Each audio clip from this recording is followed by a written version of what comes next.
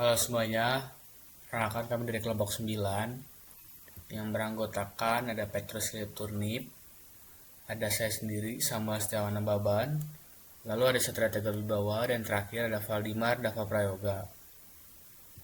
Di sini kami ingin mempresentasikan tugas besar UAS kami yang berjudul aplikasi parkiran.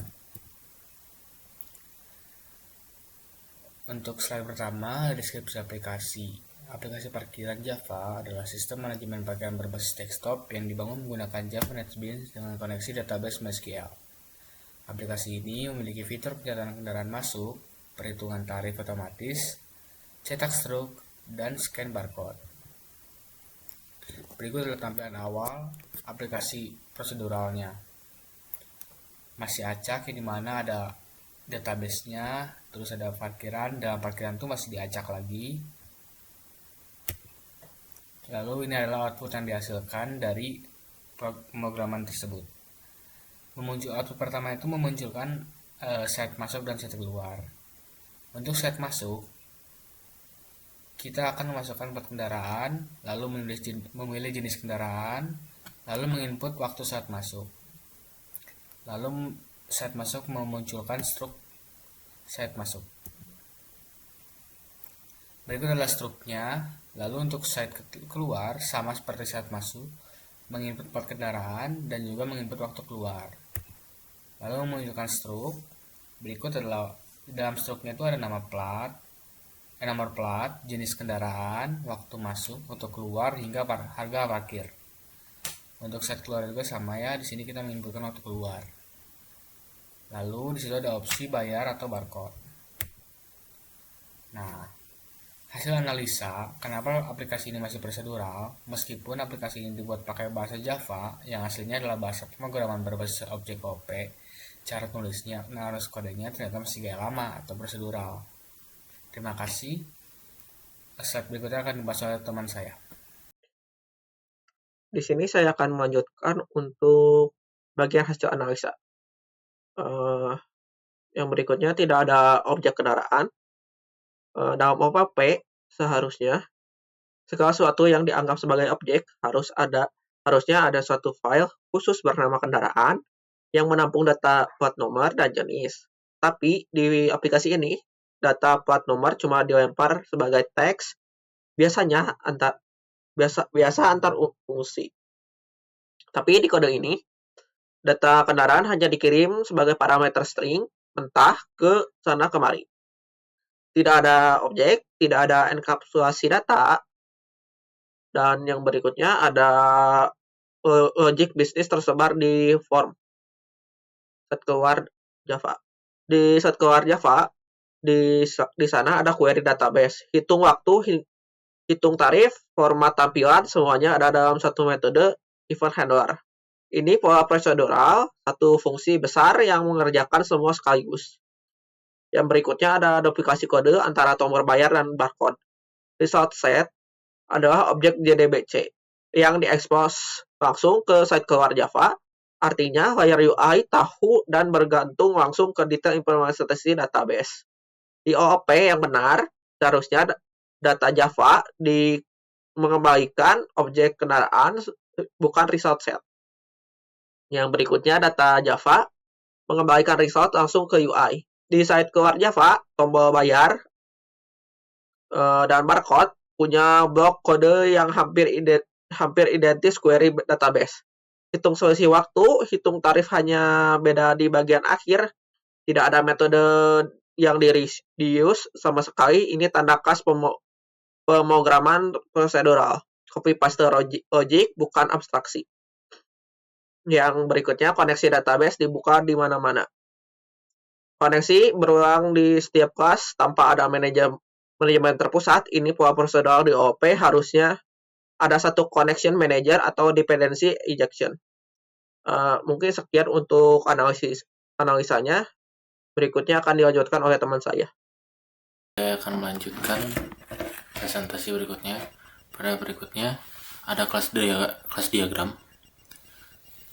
Pada tahap refactoring, langkah pertama yang kami lakukan adalah merancang kelas diagram. Pada diagram ini, setiap kelas memiliki tanggung jawab masing-masing. Misalnya, terdapat kelas kendaraan sebagai representasi data kendaraan. Kemudian terdapat controller yang menangani permintaan dari tampilan, model yang menjalankan logika bisnis, dan DAO yang bertugas mengakses database.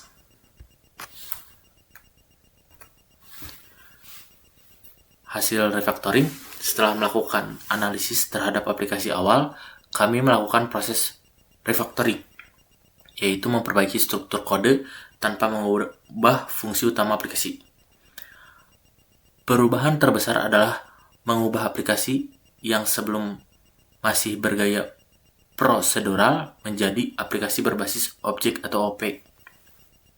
Selain itu, kami juga menerapkan arsitektur MVC, pola DAO, beberapa desain pattern, serta prinsip solid. Dengan perubahan tersebut, kode menjadi lebih modular, lebih mudah dipelihara, lebih mudah diuji, dan siap dikembangkan apabila nantinya ada penambahan fitur.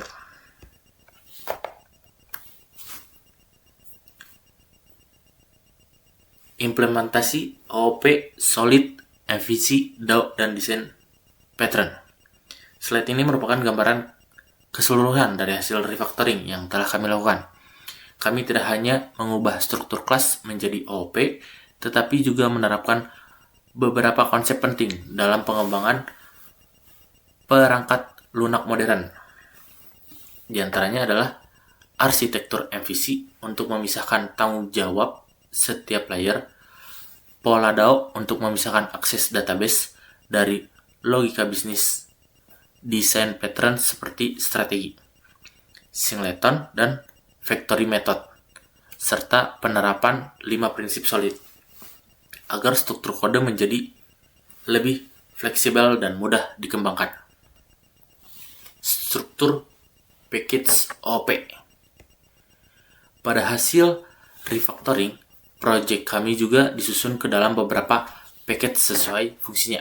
Misalnya, package model berisi kelas yang menangani logika bisnis, package controller menerima aksi dari pengguna, package DAO menangani komunikasi dengan database, package view berisi tampilan aplikasi, dan package lainnya seperti entity maupun database memiliki tanggung jawab masing-masing. Dengan struktur package seperti ini, kode menjadi lebih rapi karena setiap bagian ditempatkan sesuai fungsinya, sehingga proses maintenance maupun penambahan fitur akan jauh lebih mudah. Selanjutnya, kami menerapkan arsitektur model view controller atau MVC. Konsep MVC membagi aplikasi menjadi 3 bagian utama. View bertugas menampilkan antarmuka kepada pengguna. Controller menerima aksi dari pengguna dan meneruskan ke model. Sedangkan model menjalankan logika bisnis dan mengelola data aplikasi. Dengan pemisahan ini, setiap komponen hanya memiliki satu tanggung jawab, sehingga kode menjadi lebih mudah dipahami dan lebih mudah dikembangkan.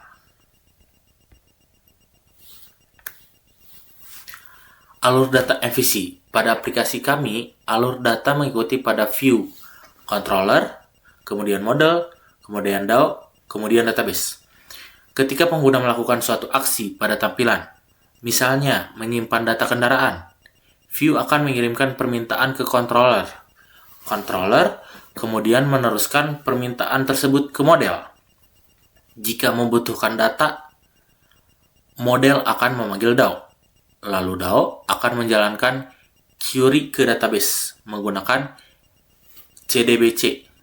Setelah data diperoleh, hasilnya dikembalikan melalui jalur yang sama hingga akhirnya ditampilkan kembali pada view. Dengan alur ini, view tidak pernah berhubungan langsung dengan database, sehingga antar layer tetap independen.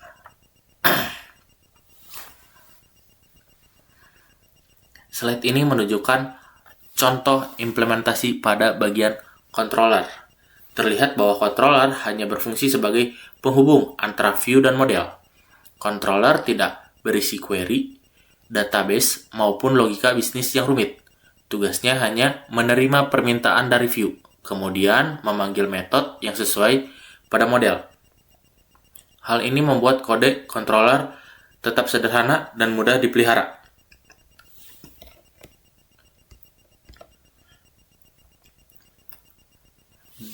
DAO. Selanjutnya adalah penerapan pola Data Access Object atau DAO. DAO digunakan untuk memisahkan seluruh proses akses database dari logika bisnis aplikasi. Kami membuat dua bagian utama, yaitu kendaraan DAO sebagai interface yang mendefinisikan operasi seperti simpan, cari, hapus, dan ambil data kendaraan. Kemudian kendaraan DAO LMPL merupakan implementasi nyata yang menjalankan query SQL menggunakan prepared statement. Pengguna prepared statement membuat query menjadi lebih aman karena dapat mengurangi resiko SQL injection. DAO melalui interface. Pada slide ini terlihat bahwa model tidak bergantung langsung pada implementasi database. Model hanya mengenali interface kendaraan DAO. Dengan pendekatan ini, apabila di masa depan implementasi database berubah, misalnya berpindah dari MySQL ke database lain, maka perubahan hanya dilakukan pada kelas implementasinya saja, tanpa perlu mengubah logika bisnis yang ada di model. Prinsip ini juga mendukung konsep dependency inversion dalam Solid.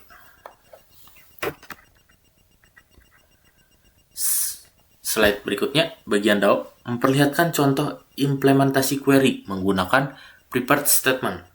Dibandingkan menuliskan query SQL secara langsung, prepared statement memiliki beberapa kelebihan, yaitu parameter lebih aman, performa lebih baik untuk query yang berulang, dan mampu mencegah serangan SQL injection.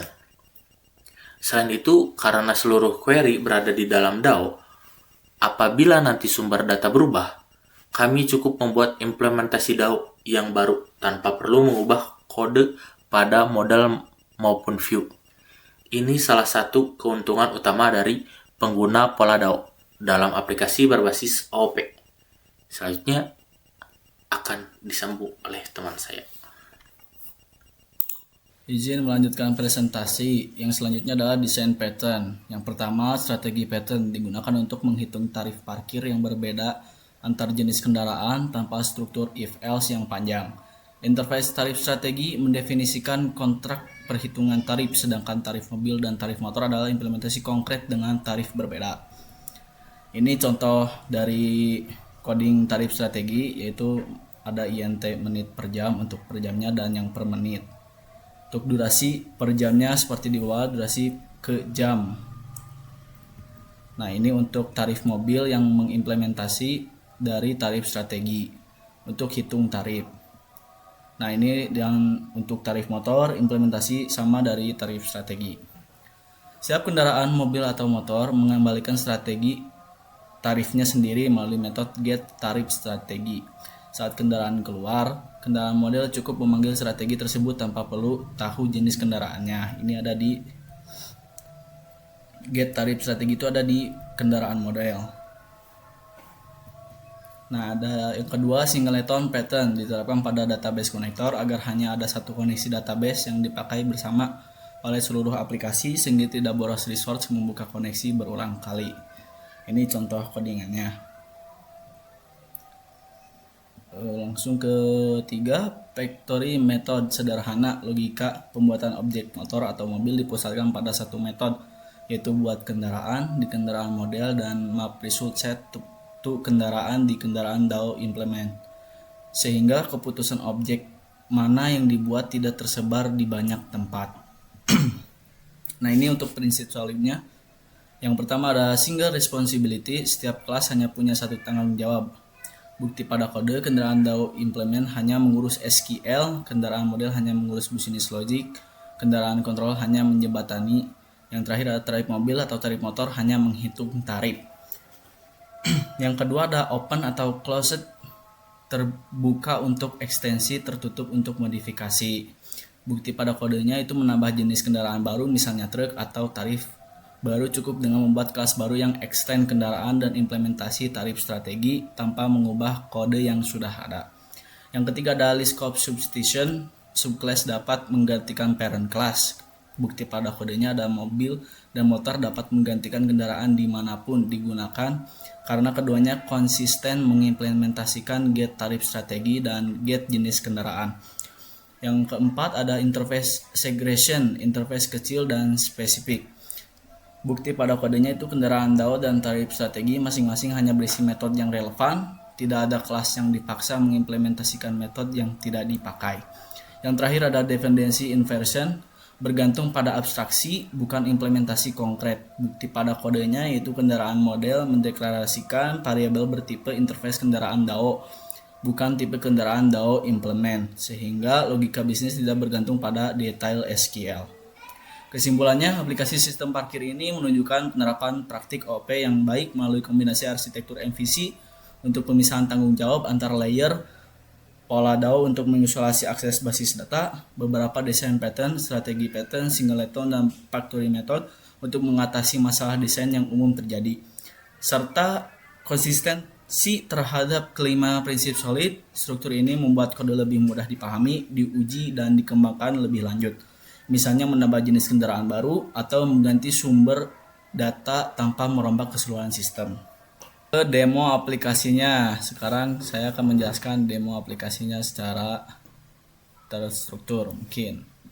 Yang pertama itu menu utama, yang di sini sebelumnya lebih dibikin simple daripada yang sebelumnya ketika aplikasi masih prosedural. Kita coba masuk ke site masuk. Nah, sebelumnya di aplikasi prosedural ketika plat kendaraan kosong dan langsung disimpan, maka datanya langsung tersimpan. Dan di sini kami tidak langsung karena akan memunculkan error, yaitu gagal nomor plat tidak boleh kosong. Kita coba klik OK. Kita masukkan plat nomor yang belum dipakai atau belum masuk ke parkiran. Misalkan G567 HJJ. Kita pilih motor, jenis kendaraannya motor, waktunya ini secara real time. Kita simpan. Nah, ini struk yang akan muncul yaitu nomor plat, jenis motor, waktu masuk secara real time, ini tanda parkirnya. Kita OK. Kita coba masuk ke database-nya.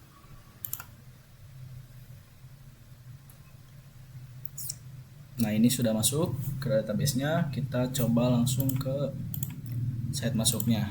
Misalkan G567 HJJ. Kita bayar.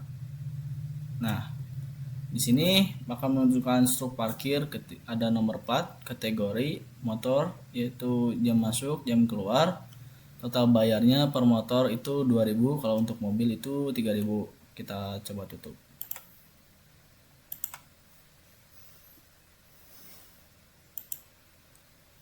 Nah, di sini otomatis database-nya sudah hilang karena motor sudah keluar dari parkiran. Dan kita coba kalau misalkan mengisi nomor yang sama. Coba kita set masuk.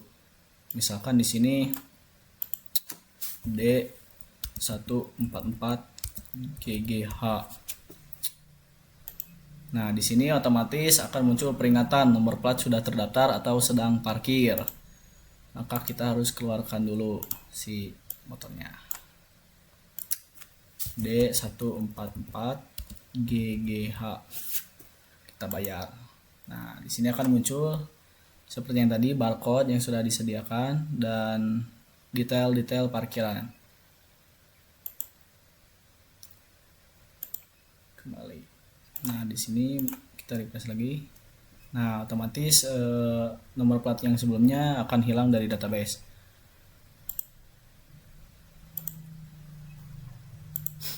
Mungkin cukup sekian dari demo aplikasi parkiran kami. Maaf atas kekurangannya. Assalamualaikum warahmatullahi wabarakatuh.